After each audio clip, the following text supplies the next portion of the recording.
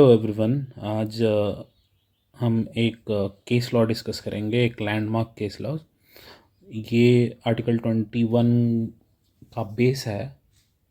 It change the whole dynamics of article 21 when it was decided. Brief facts ये था, in 1977 Maneka Gandhi was issued a passport. उसके बाद क्या हुआ कि रीजनल पासपोर्ट ऑफिस ने इसको इम्पाउंड कर दिया था। They order her to surrender the passport. उनको ये कहा गया कि आप अपना passport. Petitioner requested reason for this order, the government refuse to provide. Reasons मांगे गए तो नहीं दिए गए गवर्नमेंट के द्वारा। ग्राउंड क्या दिया गया, क्यों मना करा गया? Interest of general public, very vague term, you can say anything under this, sky is the limit. The petitioners challenge the action via writ petition लगाए इन्होंने आर्टिकल 32 के अंदर, alleging the violation of article 14, 19 and 21। ये case जो है मेनका गांधी, ये important होता है। इसको आप ये नहीं कह सकते कि केवल आर्टिकल 21 पे ही है। इस केस ने फाइनली ये इस्टेब्लिश कर दिया कि आर्टिकल 14, 19 एंड 21 तीनों आर्टिकल मिल के एक कोर प्रिंसिपल डेवलप करते हैं। अब लीगल इश्यूज क्या सुप्रीम कोर्ट ने डिसाइड करा, उसको देख लेते हैं।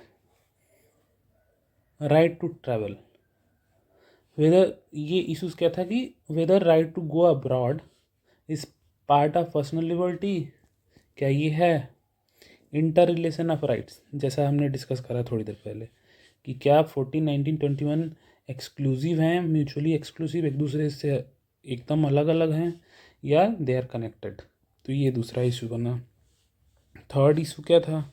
Scope of procedure, does procedure established by law simply mean any law passed by parliament और must it be a fair procedure?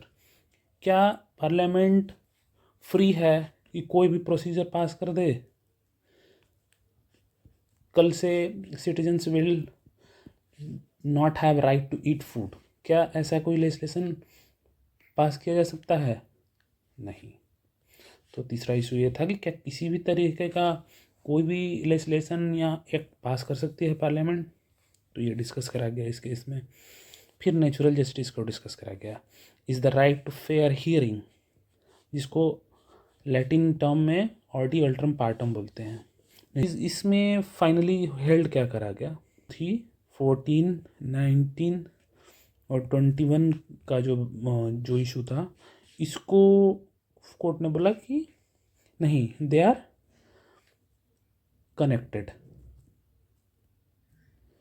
तो एक ये प्रिंसिपल डेवलप हुआ। फिर टेस्ट ऑफ रीजनेबलनेस कि a law depriving life and liberty must not only exist but must also be just, fair and reasonable। ये कुछ की फ्रेजेस होते हैं लॉ में जिनको आपको याद करना चाहिए। तो आर्टिकल 21 में हमेशा से आपको देखने को मिलेगा जस्ट, फेयर एंड रीजनेबलनेस, इनको साथ साथ में यूज़ किया जा सकता है। तो आप ये बोला गया कि किसी भी तरीके का एक्ट या लेजिस्लेशन नहीं पास करती है, कर सकती है parliament, rather it has to be tested on this grounds. फिर बात आती है नेचुरल जस्टिस के बारे में। Court held that even if a statute is silent, the principle of natural justice being heard are implied in article 21। ये article 21 में implied है, ये इसको अलग से कहने की ज़रूरत नहीं है। The act must not leave it, इसको छोड़ नहीं सकता है।